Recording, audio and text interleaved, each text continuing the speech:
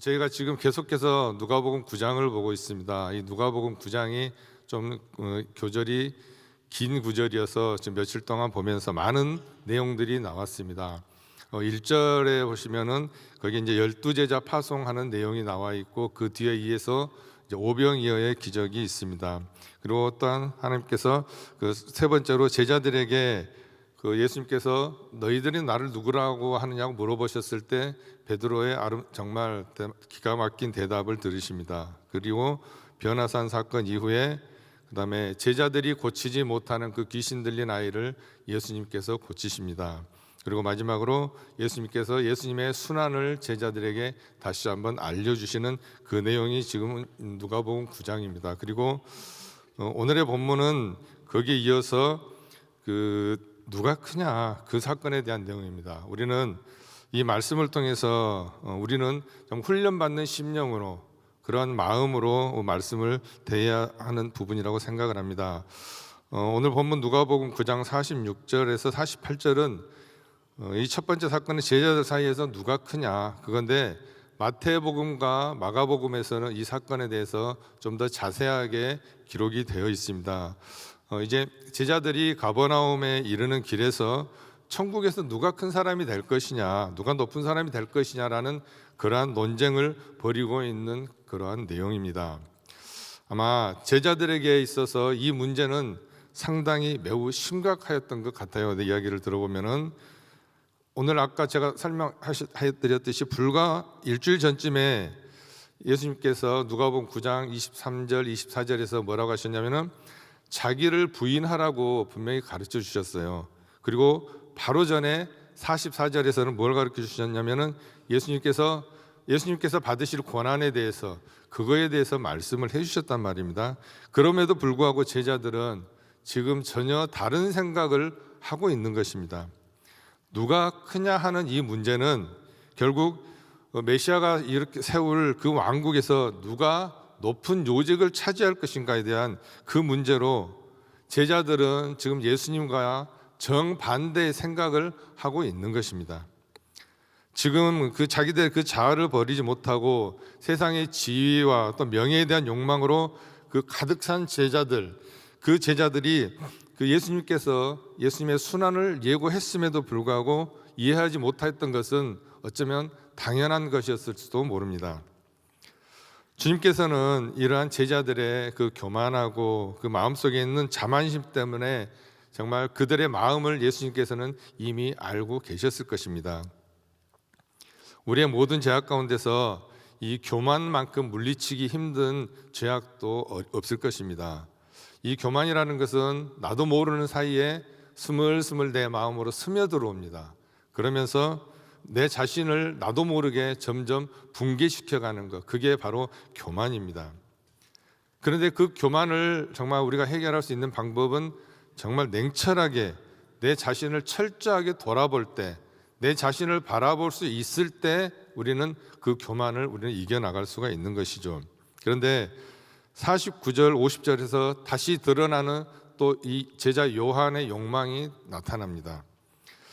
예수님의 이 같은 가르침에도 불구하고 요한은 여전히 예수님의 제자로서 자신이 가지고 있는 그 권리, 나는 예수님의 제자라는 그 권리를 은근히 드러내기를 원하고 있었어요. 그런 다른 사람이 예수님의 이름으로 귀신을 내쫓는다는 이야기를 듣고서 그와 같은 행위를 못하게 막으려고 지금 했습니다. 이런 행위를 한 동기는 자기가 예수님의 동기라는 것, 제자라는 것, 그리고 그 권세를 독점하고 통제하려는 정말 그러한 욕망이 그 요한에게는 있었던 것입니다. 그가 무슨 생각을 했겠어요? 어떤 생각? 우리가 예수님의 적통인데, 내가 정말 예수님의 직속 제자인데 누가 감히 예수님의 이름을 사용해? 아마 이런 생각이었겠죠, 요한은. 그런데 어떻게 됩니까? 그러한 욕구는 예수님에 의해서 여지없이 제지당하고 책망을 받습니다. 이 말씀을 통해서 알 수 있는 것은 예수님은 믿음이 없이 삐뚤어진 세대들을 책망하신다는 것입니다.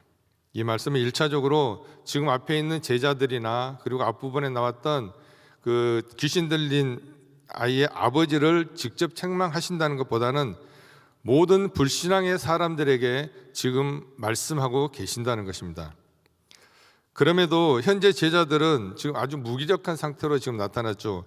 제자들은 지금 자기들이 고치지 못한 그 귀신 들린 아이를 예수님께서 바로 고치셨단 말입니다. 지금 그런 상황 가운데 있어요.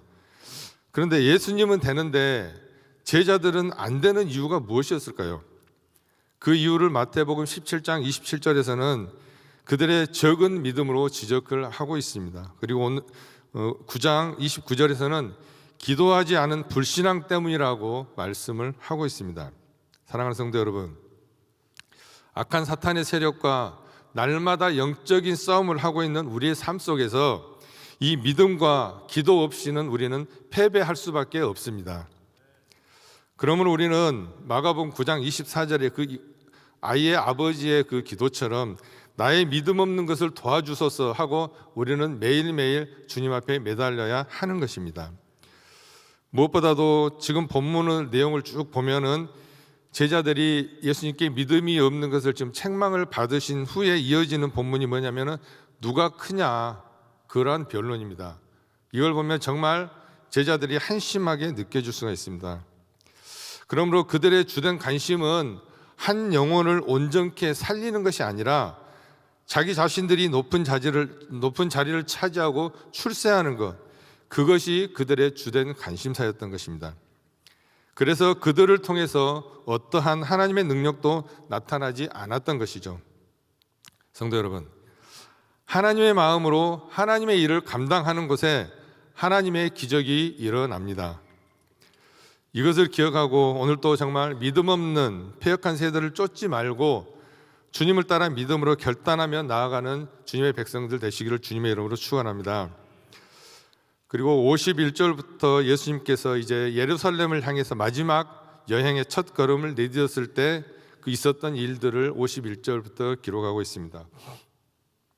9장 51절을 보시면은 예수께서 승천하실 기약이 차감해 예루살렘을 향하여 올라가기로 굳게 결심하시고, 예수님께서 예루살렘을 향하여 올라가시기로 굳게 결심하셨다. 예루살렘에 향하여 가시는 그 예수님의 각오는 정말 비장하게 나타나 있습니다. 예루살렘을 올라가는데 왜 그렇게 비장한 각오까지 필요했을까요? 그 원인, 이유는 바로 53장 앞부분, 예수께서 승천하실 기약이 차감해, 이게 바로 그 이유를 말해주는 것입니다. 예수님께서 지금 승천하실 때가 가까웠다, 그 말이거든요. 예수님께서 승천하실 때라는 것은 어떤 때입니까? 곧 이제 예수님께서 사람들로부터 거부당하시고 십자가에 달려서 고난받으시고 죽으시고 부활하실, 즉 인류의 구원을 위한 위대한 대속의 사역을 수행하셔야 하는 때가 시작이기 때문에 예수님께서는 비장한 각오로 올라가실 수밖에 없었던 것입니다. 이제는 그 피할 수 없는 그 고난의 길을 가셔야 할 때가 이르렀습니다. 그 길을 가기로 굳게 결심을 하셨다는 것입니다. 예수님께서는 그 마지막 예루살렘의 길을 어디로 가십니까? 사마리아를 거쳐서 가시기로 마음을 먹습니다. 그래서 사자들을 앞서 보내셔서 당신의 여행길을 준비하게 하셨습니다. 본문에 보시면은 예수님의 제자들이 먼저 가잖아요. 그러면은 제자들을 보내셨다 해도 될 건데 굳이 본문에 사자들을 보내셨다 그랬어요. 그 말의 뜻이 무엇일까요? 제자들을 보냈다, 그 말은 그냥 거기는 사마리아 사람들하고 전혀 상관없이 그냥 제자들이 가서 예수님의 여행을 준비하는 것이 됩니다. 그러나 사자들을 보냈다 그랬을 때는 사자가 하는 일이 무엇입니까? 누가 보내는 사람의 뜻을 상대방에게 전달하는 사람이 사자입니다. 그렇기 때문에 즉 심부름할 제자들을 사마리아 사람들에게 보내서 미리 예수님께서 사마리아 땅을 거쳐서 갈 것이니까 예루살렘으로 가실 것이다 라는 것을 뜻을 전하고 그들에게 협조를 구하라, 그러한 뜻이라고 볼 수가 있습니다. 그 협조라는 것이 단순히 예수님과 그를 따르는 무리들의 숙식을 정말 해결하기 위한 것이었는지, 아니면은 예수님께서 사마리아를 지나가시니까 거기에 있는 모든 병든 사람들에게, 그리고 아픈 사람들, 귀신 들린 자 낫게 하고 주님의 복음을 전할 것이니 많은 사람들이 모이도록 협조를 구했는지는 정확히는 알 수는 없습니다. 아무튼 그 명령을 받은 제자들은 이제 사마리아의 한 마을에 들어갑니다. 그런데 9장 53절을 보시면은 예수께서 예루살렘을 향하여 가시는 고로 저희가 받아들이지 않았다고 했습니다. 예수님께서 사마리아 땅에 발을 아예 못 들이게 한 게 아니에요. 예수님이 들어가셨는데 예수님께서 원하시는 그 협조사항을 거부했다는 그 말입니다. 예수님께서 미리 보내신 사자들은 사마리아 주민들을 만나서 예수님은 누구시고 예수님이 오셔서 어떤 일을 하실 것이고 분명히 설명을 했을 것입니다. 그러나 그들의 협조 요청은 받아들여지지 않은 것입니다. 그 이유가 무엇입니까? 지금 예수님께서 어디를 향하여 가시기 때문이라고, 예루살렘을 향해서 가시기 때문에 그들이 받아들이지 않았다는 것입니다. 지금 그 사마리아의 그 정치적 상황을 봤을 때 사마리아 땅은 옛날 북이스라엘이 멸망할 때 아수르가 이스라엘 백성들을 아수르로 끌어가지 않고 이방인들을 그 땅에 데려다가 놓고 그들과 함께 살게 함으로써 그들과 피를 섞고 결혼을 하고 그리고 생활 방식도 혼합되어서 그 사마리아 지역은 그 외 주위에 있는 유대인들이 정말 그들을 아주 멸시했던 그러한 땅이었습니다. 사마리아 사람들은 그들은 성전도 따로 세우고 성경도 따로 만들었습니다. 그리고 그들만의 예배 의식도 따로 정해져 있었습니다. 그리고 무엇보다도 사마리아 사람과 유대인의 가장 첨예한 대립은 뭐냐면은 이스라엘 백성을 위하여 하나님께서 정해주신 예배의 처소가 어디냐, 그것 때문에 상당한 대립이 있었던 거죠. 사마리아 사람들은 그것이 사마리아 땅에 있는 그리심산이라고 했고 유대인들은 그것이 예루살렘에 있다고 서로 주장을 했었습니다. 그러기 때문에 예수님께서 사마리아 땅을 거쳐서 유월절을 맞추기 위해서 자기 땅을 거쳐서 가신다, 그들은 당연히 거절할 수밖에 없었을 것입니다. 그들이 그것을 달갑게 받아들이지를 않았을 것이에요. 그들은 당연한 거예요. 그러나 인류 구원을 위한 예수님의 이 예루살렘 여정의 첫 발걸음부터 예수님은 이렇게 거부를 당하십니다. 결국 예수님은 세상으로부터 버림받고 십자가에 달리신 예수님이십니다. 그것을 정말 처음부터 상징적으로 예언적으로 드러내준 사건이 바로 이 사건이라고 볼 수 있습니다. 그런데 우리가 이 사건 속에서 가장 주목해야 될 것은 사마리아 사람들의 이러한 거부에 대한 예수님의 반응입니다. 사마리아 사람들의 이러한 거부에 접하게 되자 예수님의 12제자 중에 우레의 아들이라고 하는 세 사람 있죠. 그 별명을 가진 사람 중에 두 사람, 야고보와 요한이 그들의 별명답게 가장 먼저 반응을 보입니다. 24절을 보시면은 그들은 예수님께 이렇게 말하죠. 제자 야고보와 요한이 이를 보고 가로되 주여 우리가 불을 명하여 하늘로 쫓아내려 저희를 멸하라 하기를 원하시나이까. 그렇게 지금 제자들이 말했습니다. 그들은 아마도 옛날 선지자 엘리야가 두 차례나 불이 하늘에서 내려와서 왕이 보낸 50부장과 그들의 군사 50명을 불살라 죽게 한 일, 아마 그것을 머릿속에 떠올리며 그 말을 했었던 것 같습니다. 그러나 이러한 야고보와 요한의 그러한 생각에 대해서 예수님의 반응은 어땠습니까? 부정적이었습니다. 예수님께서는 이 두 제자를 향해서 바라보시고 칭찬 대신에 꾸중을 하셨어요. 그리고 그냥 다른 마을로 발길을 돌리셨습니다. 이 이야기 속에서 우리는 무엇을 보아야 합니까? 우리는 여기서 주님께서 당신을 따르고자 하는 이들에게 명하신 그 사역의 길, 그리스도의 길을 보아야 합니다. 우리는 여기서 주님이 이 세상을 걸어가신 길이 결코 순탄하고 열렬히 환영받고 영광으로 가득 찬 길이 아니었다는 사실을 우리는 먼저 기억해야 합니다. 주님을 따르며 주님의 명령을 행하려던 제자들뿐 아니라 우리들이 가야 되는 길도 마찬가지인 것입니다. 세상으로부터 적대감과 거부와 그리고 비협조, 냉대, 조롱, 박해가 기다리고 있는 것임을 우리는 기억을 해야 됩니다. 그럼에도 불구하고 요한과 야고보는 그들과 같이 우리는 세상적인 방식으로 세상을 대해서는 절대로 안 됩니다. 그렇다고 우리가 포기를 해서도 안 되는 것이 바로 그리스도의 길이요 사역의 길인 것입니다. 오늘 심판과 징벌은 모든 그런 심판과 징벌은 우리는 하나님께 맡겨야 되는 것입니다.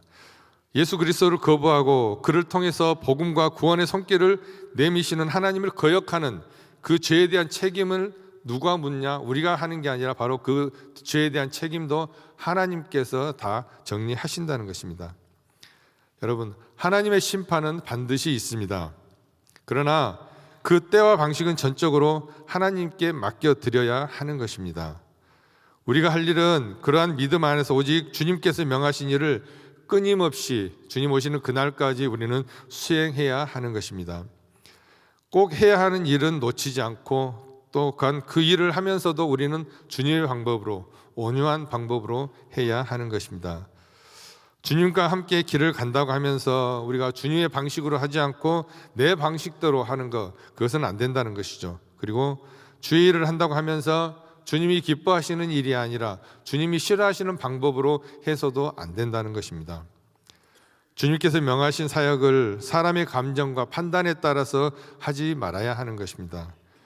주님께서 행하신 모양대로 행한 후 그 결과는 우리는 그냥 하나님께 맡기면 되는 것입니다. 우리가 많은 선교지를 나가고 많은 곳에 가서 말씀을 전하고 하고 옵니다.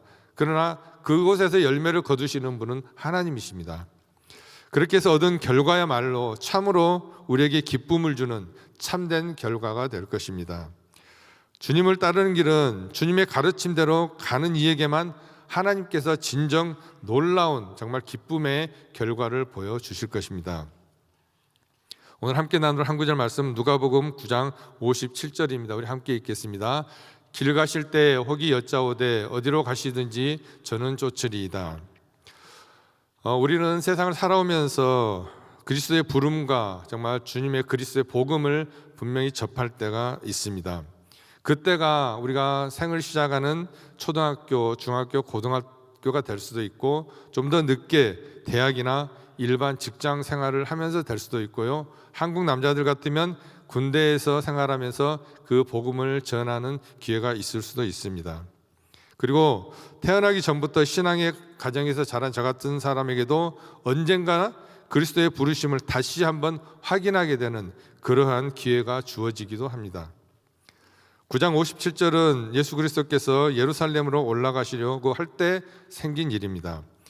예루살렘으로 올라가는 길에 대해 제자들은 두 가지로 생각을 하고 있었습니다. 한 가지 생각은 영광과 존귀를 받기 위한 일이라고 그들은 생각을 했습니다. 이 사람들은 예수님께서 배고픈 사람들을 먹여주신 것, 그리고 변화산에서 변하는 예수님의 형상, 그리고 그들이 보는 앞에서 병자를 고쳐주시고 기적을 행하신 그러한 정말 영화로운 주님만을 생각을 했습니다. 그들은 또한 예수님의 명령을 따라서 여러 지방을 다니면서 예수님과 같이 여러 일을 행하고 그러한 예수의 명성을 확인을 했습니다. 그리고 그들은 예수님의 이러한 모습만을 생각하면서 아주 희망에 부풀어 있었습니다. 그래서 그들은 가끔 그 혼자 기도하시는 예수님을 잊어버리고 인자가 큰 고난을 겪어야 하고 배척을 당하고 죽임당하고 사흘 만에 살아나실 거라는 하신 말씀을 잊어버리고 있을 때가 많았습니다. 그리고 또 다른 생각은 그 앞에 말한 그러한 부류들이 제자들이 잊어버렸던 그것을 간직한 제자들입니다. 고난에 대한 예고만 듣고 따르는 또 제자들이죠. 이런 사람들이 있는 가운데 두 가지, 즉 영광과 고난의 길을 보면서 우리들이 예수님을 만나는 유형, 우리가 예수님을 만나는 유형은 세 가지가 있다고 저는 봤습니다. 먼저 즉시 따르는 자, 예수님을 따르는 유형의 첫 번째로 즉시 따르는 자. 이 부류의 사람들은 예수님의 뒤를 따르겠다고 지금 자원을 하고 있습니다. 이러한 사람들은 예수님께서 정말 훌륭한 일이나 위대한 것을 보면은 정말 곧바로 흥분합니다. 그리고 그들 자신이 당장 손발을 걷어붙이고 모든 것을 시작하려고 합니다. 예수님의 기적을 보고 영광을 보면서 따르는 자들 중에서도 분명 이러한 유형의 사람들이 있었을 것입니다.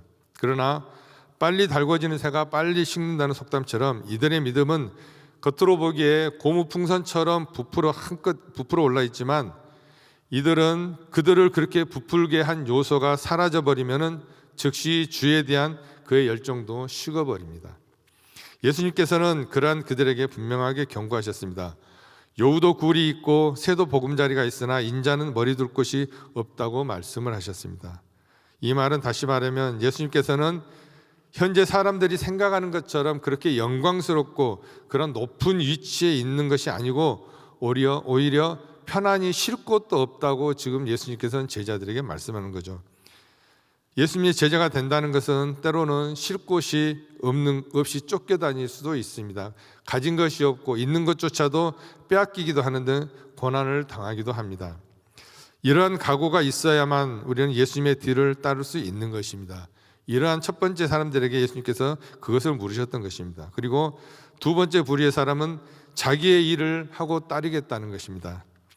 이 부류의 사람들은 예수님을 보고 그 일하는 것에 대해서 동의하고 선뜻 나서지는 못하는 사람들입니다. 동의는 했지만은 선뜻 바로 이렇게 나서지 못하는 사람들.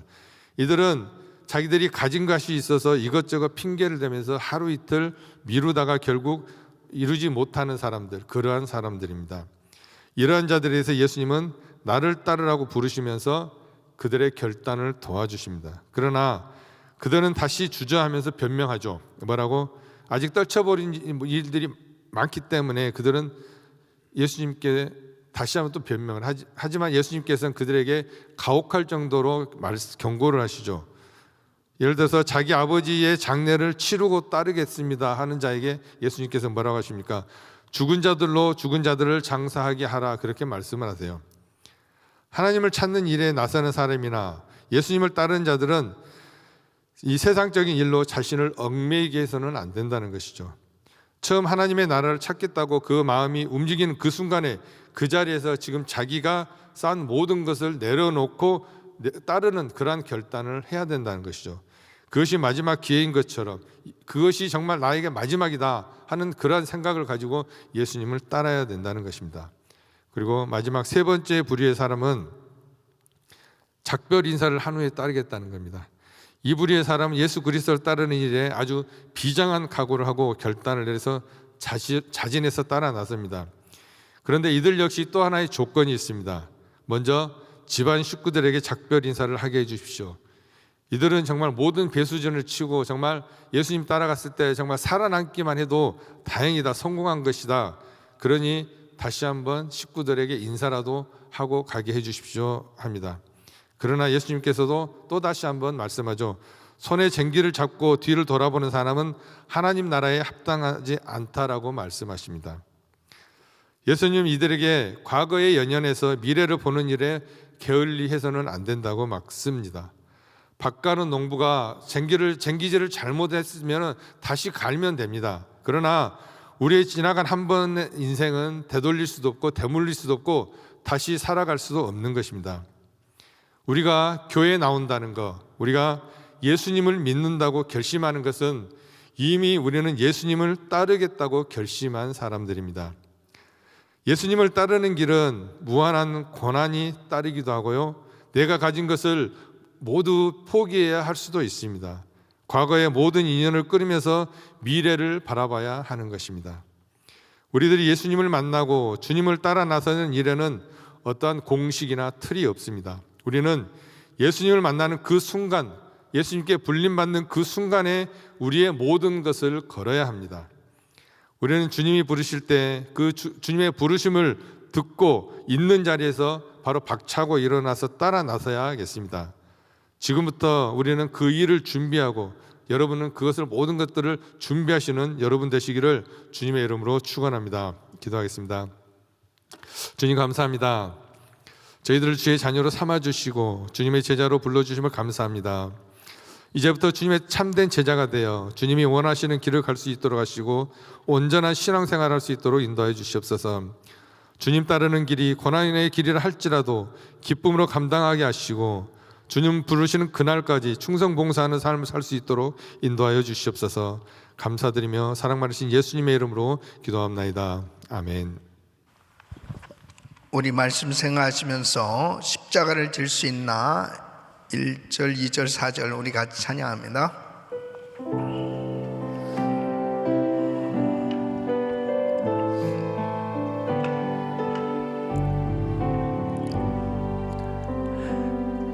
십자가를 질 수 있나 주가 물어보실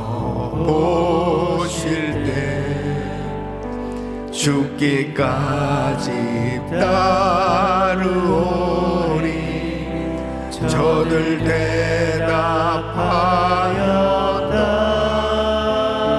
두 손 높이 드시고 우리의 심령 주의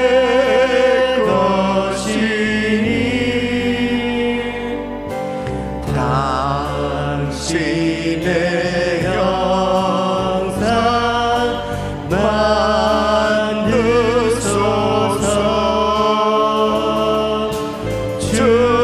주인도 따라 살아갈 동안 사랑과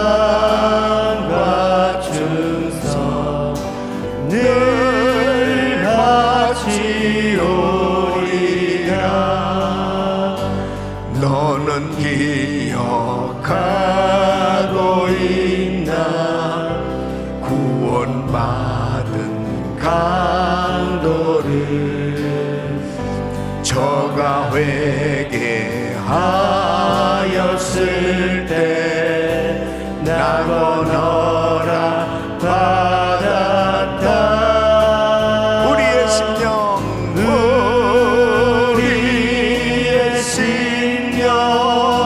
주의 것이니 당신의 형상 만드소서.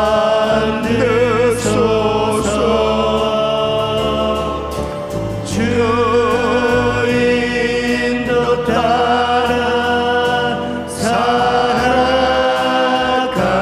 동안 사랑과 충성 늘 바치오리라. 이런 일 다 할 수 있나 주가 물어보실 때 용감한 자 옛날처럼 선뜻 대답하리라. 우리의 심령 우리의 심령 주의 것이니 당신의 형상 만드소서. 주인도 따라 살아갈 동안 사랑과 충성 늘 바치오리라. 아멘, 아멘. 주님을 따르는 이 길이 가장 복된 길인 줄 안다면 누구나 다 즉시 따를 것입니다. 그러나 그렇게 주님의 그 부르심에 순종해서 따르기를 원하지만 항상 이 주변은 주님을 따르는 것을 방해하게 돼 있어요. 그리고 계속해서 사탄 마귀는 여러 가지 생각을 가져다 주는 겁니다. 그래서 즉시 따르는 그 길을 자꾸 포기하게 하고 미루게 하고 그리고 즉시 따르지 못하도록 방해하는 이러한 일들이 계속 생겨지는 것입니다. 이 제자들이 지금 주님을 따르고 주님과 함께 사역을 하고 있어요. 그런데 진짜 주님을 따르고 있느냐? 아니에요. 왜 그러죠? 우리 중에 누가 큰 자냐라고 하는 것 때문에 노중에서 다투고 있는 그들의 모습을 보시면서 주님께서 어린아이를 데려오라. 그 어린아이와 같지 아니하면은 천국에서 정말 큰 자가 될 수가 없다. 이 어린아이와 같지 아니하면 그것은 뭐냐면 정말 자신 순전한 마음으로 주님의 말씀에 순종이 되어질 수 있는 그런 순수한 마음으로 주님을 따르기를 바라는 것입니다. 그러니까 우리의 생각이 정말 어디에 있느냐가 너무너무 중요한 것입니다. 이렇게 성전에 있고 성전에서 봉사를 하고 또 직분을 받고 주의를 해도 생각이 어디 있느냐? 우리의 생각이 주님에게 있어야 되는 것입니다. 주님의 일에 집중될 수 있는 것. 우리 마음이 어디에 있느냐가 너무너무 중요한 것입니다. 사랑하는 성도 여러분, 정말 우리의 마음이 주님께 온전히 드려질 수 있다면 하나님께서 우리 인생 책임져 주시는 것이죠. 때가 되면 높여주시기도 하고 필요한 것 채워주시기도 하고 하나님께서 주시는 그 위로와 또 하나님께서 주시는 보상이 있을 때 가장 행복한 것이에요. 우리가 지금 힘들고 어렵다 할지라도 주님을 따르는 그 길은 가장 복된 길인 줄 믿으시기 바랍니다. 그래서 우리가 이렇게 새벽 예배를 드리고 늘 기도하는 것은 우리 마음이 계속 하나님을 향할 수 있도록 그 길만이 승리하는 길이기 때문에 그렇습니다. 인간적인 생각이 싹 사라지고 정말 순전한 마음으로 주님을 섬길 수 있을 때 하나님께서 책임져 주신 줄 믿습니다. 두 손을 가슴에 모으시고 몸이 아픈 분들은 아픈 곳에 손 얹으십시오. 거룩하신 아버지 하나님, 주의 일에 집중할 수 있게 하여 주시옵소서. 여러 가지 변명하고 핑계대고 그리고 끊임없이 방해되어지는 환경 가운데 영향받지 아니하고 끝까지 주님께서 주신 이 사명 감당할 수 있는 저희들이 되게 하여 주시옵소서. 아버지 하나님, 항상 하나님 앞에 작은 자로 온전히 주님을 높여드리고 또 다른 사람들을 귀히 여기고 정말 섬길 수 있는 저희들이 되게 하여 주시옵소서. 아버지 하나님, 주께서 이 시간도 주의 피문을 손으로 안수하사 연약한 육신들을 깨끗게 하여 주시옵소서. 강건케 하여 주시옵소서. 성령 충만을 주시옵소서. 예수 그리스도의 이름으로 명하노니 이 모든 흑암의 세력은 떠나 갈지어다. 병만은 떠나 갈지어다. 암세포는 없어질지어다. 모든 흑암의 세력은 떠나 갈지어다. 주여 만져 주시옵소서. 주여 불치병을 치유하여 주시옵소서. 공황장애, 우울증, 불면증 떠나 갈지어다. 주여 만져 주시옵소서. 끝까지 주님의 약속의 말씀을 붙들게 하여 주시고 이번 신유 집회에 큰 성령의 역사가 일어나게 하여 주시옵소서. 우리 모든 성도들이 다 고침받을 수 있도록 도와 주시옵시고 영과 혼과 육이 건강할 수 있도록 도와 주시옵소서. 온전한 주님의 제자로 주님을 따르는 복된 삶이 되게 하여 주시옵소서.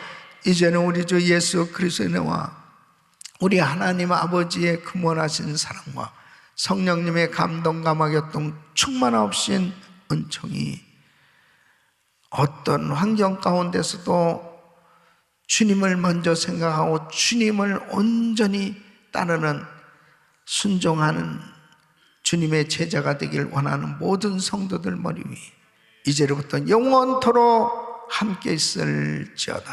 아멘.